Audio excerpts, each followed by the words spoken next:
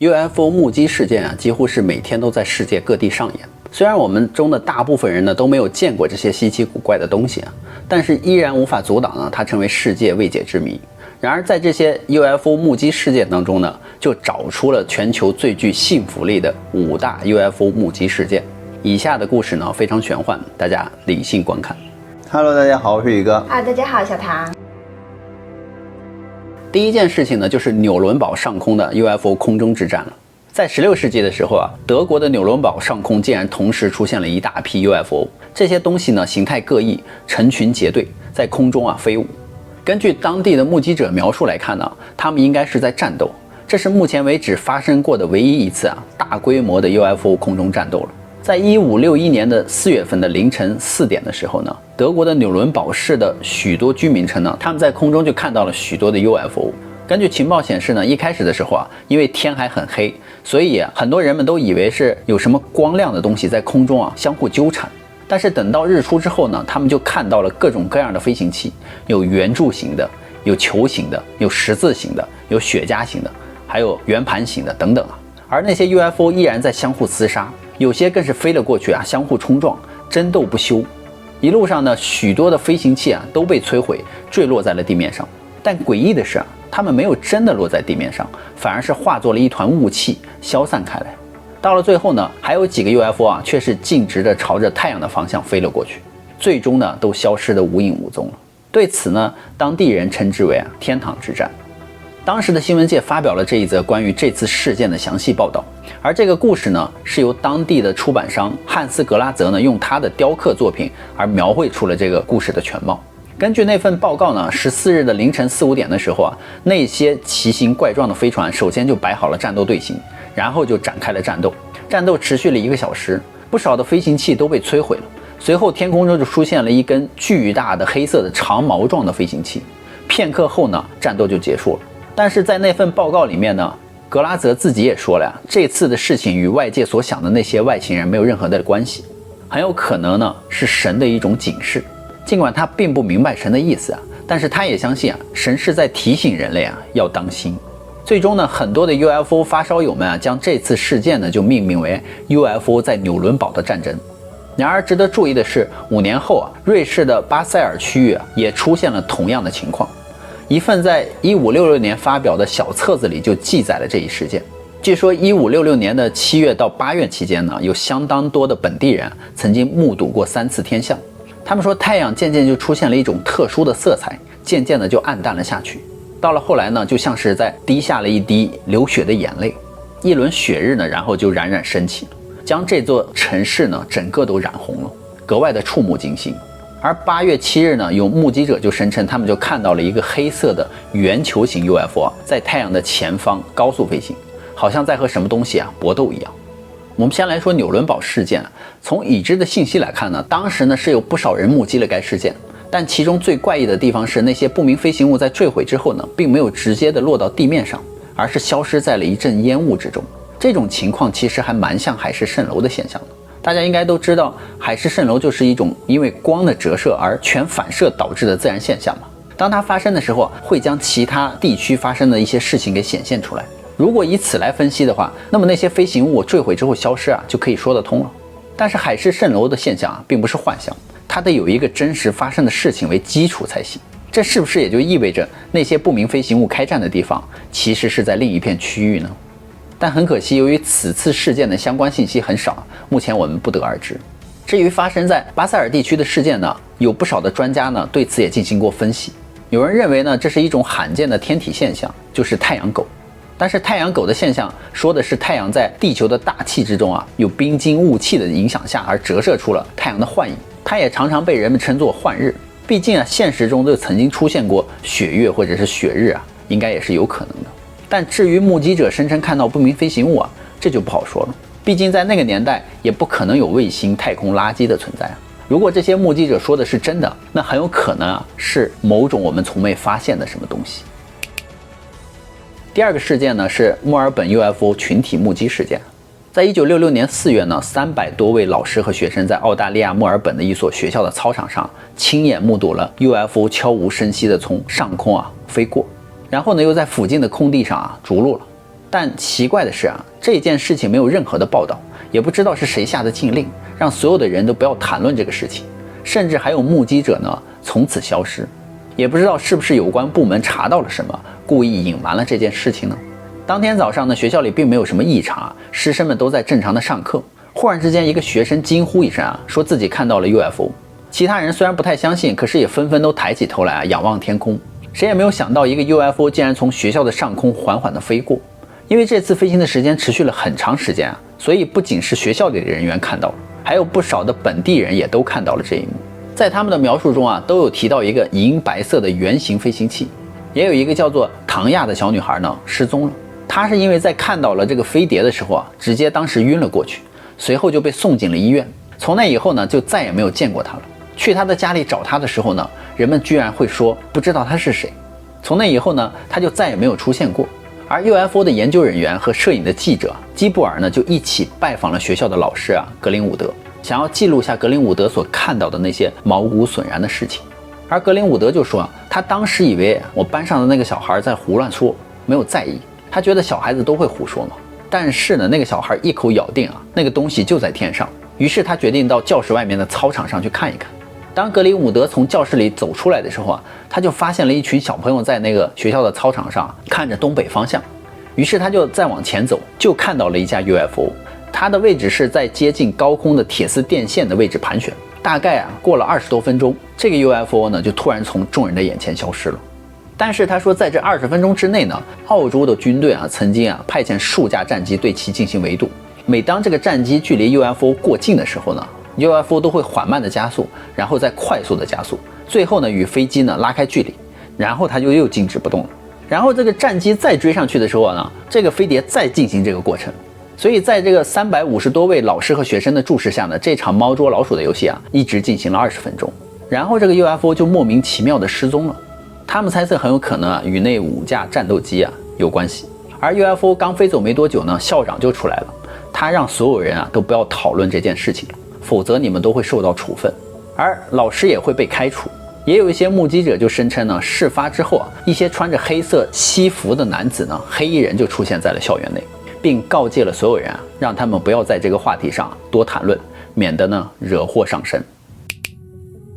第3个 UFO 事件是智利著名的 UFO 事件，这是发生在2014年的11月，智利海军的直升飞机在圣地亚哥的机场附近航行。他们这次呢是为了实验他们的飞机上这个新型的红外照相机。这一天的南美洲啊，阳光明媚，碧海蓝天，周围的群山上有一片低云，而飞机上的乘务员们就忽然注意到远方有一个白色的东西正在往北方飞去，他们不能够辨认出那个东西是什么，于是他们就用最新型的照相机去看，并试图通过照相机拍摄跟踪下来那个东西。在最新型的红外线图像上呢，这个 UFO 看上去就像是2个连接的球，但是用正常的摄像头拍摄的话，只能看到一个模糊不清的白色轮廓。在某个瞬间呢， UFO 好像散发出了某种与星体温度相当的奇异物质。当他们继续跟踪的时候，那个东西速度很快，最后他们就失去了它的踪迹。于是大家只好返回了基地，因为他们当时不能够确定该飞行物身份到底是什么，所以这个录像就被送到了智利的异常航空现象研究委员会。该组织呢是智利一个正式的不明飞行物调查机构。为了更好地了解这团白茫茫的物体呢，委员会就邀请了来自各个领域的专家，其中包括天文学家、物理学家、气象学家、军方的人员、太空研究人员、航天工程师以及影像分析人员。不过令人惊讶的是在这么多人的研究之下呢，他们始终都没有给出任何的解释。最终呢，智利政府还是选择了沉默此事，他们认为这是一起 UFO 事件。那第4个事件是巴西外星人事件 UFO 坠落农场。巴西的瓦基尼亚市呢曾经出现过一次 UFO 坠毁事件，当时的巴西的防空指挥部就发布了一条警讯说有一架 UFO 闯入了巴西境内，紧接着这架 UFO 就从天上坠毁到了地面，空军基地立马就派人去了现场，当地的居民也被坠毁的爆炸声惊醒，随后就看到了让人瞠目结舌的事故现场。当地的居民就看到了 UFO 如同一辆小型的公共汽车冒着浓烟就向下坠落，有一些外星人似乎还从这个 UFO 内逃了出来，据说有4个外星人当场死亡，2个呢被军方捕获了。在1996年的1月呢，巴西的空军6处的一名工作人员就收到了北部防空部门传来的报告，说有一架 UFO 正以极快的速度呢从巴西的领土降落。第2日清晨呢，当地的消防队就接到了市民的求助便赶往了事发地点进行调查。原来呢是在早上的1点半左右呢，附近的居民就听到了巨响。这架 UFO 坠落的地点呢是在米纳斯基拉斯州南边的瓦基尼亚农场附近。那里有一对夫妇呢，还有一个正在修建农场的工人。院子里的牛羊呢都被吓得惊慌失措的四处奔走。听到声音的农场主掀开窗帘呢，他说就看到一个类似于 UFO 的东西从他的窗边一闪而过，然后以极快的速度呢向另一边飞去。他说看上去像是一次意外事故那艘 UFO 看上去就像是一艘潜艇，尾部呢拖着长长的尾巴，冒着滚滚浓烟还没等到天亮呢，就有军队赶到了，将那艘 UFO 装上了一辆平板拖车就拉走了。这件事并不是只有这位农民亲眼所见，而是那天早上许多人都看见了。有人说我是在半夜2点左右被一声巨响惊醒，当时我就觉得好像有什么东西从山上掉下来，就在我家附近，我担心会有火呢，就赶紧给当地的消防人员打了电话，结果没人接听。过了一会儿呢，3辆军车就开了过来，然后呢就是消防人员还有一架直升机，但他们只看见了火光和一片废墟。据当时在场的士兵说呢，那艘飞船看起来很古怪，四散开来，散落在方圆4公里范围内。当时所有的碎片都被专人捡到了一艘没有任何标记的运输机上，至于最后运到了哪里就不得而知了。这还不算完，这次 UFO 坠毁事件后巴西的 UFO 研究员对这件事情进行了严密的关注。结果他们就发现1996年的1月的 UFO 坠毁呢，并不是一场单纯的空难， UFO 上还很有可能有其他的外星生物从 UFO 上逃了出来，只不过其中4个当场死亡，剩下的2个呢被军方抓走了。根据报道呢，不仅仅是周围有人亲眼目睹了 UFO 中的生物从里面钻了出来，甚至呢巴西的消防员也在暗中提示了相关信息。在20日早上呢，军队与消防员就来到事故现场进行了2次的搜救。结果一名军人就发现了昨天晚上逃走的那只未知生物后就听见了3声枪响。随后呢，他们就看见军队的人就扛着2只装着不明生物的袋子从里面走了出来。之前呢，有不少的人猜测这应该是抓到了外星人，然后呢被带到了一家附近的医院，而附近的那家医院的妇产科当时甚至还停业了好几个小时。之后呢，他又被转移到了一所军校当中。不过由于当时的军队那里也进行严格的保密和封锁呢，所以后来就没有人得到过任何确切的消息。对于这些所谓的外星人信息呢，大多数的当地人呢也都只是猜测而已。第5个故事呢是60年前坠毁的飞碟残骸浮出水面。故事呢是发生在1957年的12月，约克郡邮报就发表了一篇名为《一个神秘物体》的报道。一个直径45厘米、重15公斤像飞碟的神秘物体，2个星期前呢被人发现。弗兰克·迪肯森呢，当时和2个朋友在夜间驾驶于英国的北约克郡斯卡伯勒附近。当他的汽车停下来的时候他就看到了天空中发光的物体，似乎呢就掉落在了森林的山脊之上。于是迪肯森呢就下了车，想要去看看掉落的物体到底是什么。他爬上了一个陡峭的山坡呢，居然发现了一个金属的碟子躺在一片草地之中。看到之后呢，他有些害怕，于是就想抓紧回去告诉朋友。没有想到他看到了一对年轻的夫妇也在走向现场。当他和这对夫妻一起回来查看的时候呢，没有想到这个神秘的物体居然消失了。迪肯森不放弃他经过多方的打听呢，原来是被一个村民捡走了。后来他花了10英镑呢，和当地的村民就换回了这个神秘的金属小飞碟，藏在了麻袋里，还带回了家。回家以后呢，他找来自己的律师斯卡尔比呢，在家中进行检查。律师看过以后就建议这个迪肯森把他交给当地的空军司令部。他说我不认为这是一个飞碟我也不认为这些东西是来自于太空，它有可能是军队的东西。但是迪肯森还是决定和朋友撬开这个东西。结果在这个里面他就发现了残骸有玻璃，还有一本铜制的小册子，上面呢是由一圈线圈缠绕着，还带着一些神秘的文字和符号。迪肯森就确认这不是地球上的文字符号。后来这个迪肯森就把这个物体拿去给约翰戴尔博士查看到底是什么。约翰戴尔博士呢于1958年就拍摄了照片，展示了完整的这个物体，带有象形文字的铜制底座以及铜片的小册子。由于当时是太空冷战竞赛时期嘛，是第一颗苏联卫星发射后的2个月，所以研究者们就担心它很有可能是从这个间谍卫星上掉下来的，或者是炸弹。17册的这个薄铜片制成的小书上的文字呢，最后还被这个博士破译了。他就声称书上是用奇怪的象形文字书写了2000多字消息，由一个名叫乌鲁的外星人送到地球的。他就警告我们地球人呢，别发动核战争，里面还包含了警告的信息上面就说你们可以改善地球，或者是彻底被消失。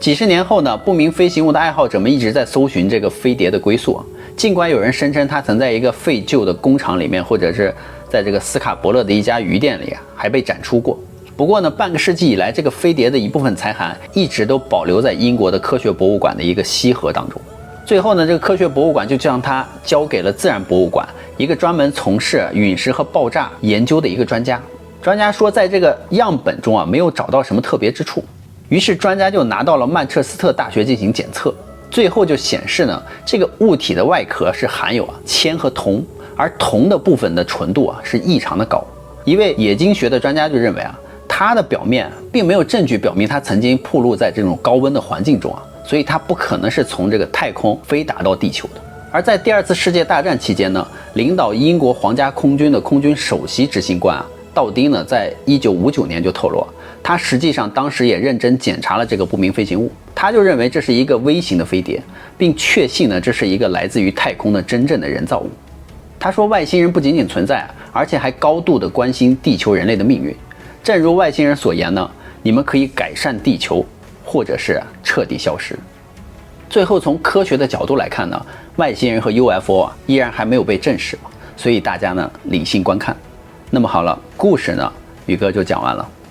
喜欢我们频道的朋友，欢迎在下方留言与我们互动哦。不要忘了订阅与关注宇哥小唐的频道哦，拜拜。拜拜。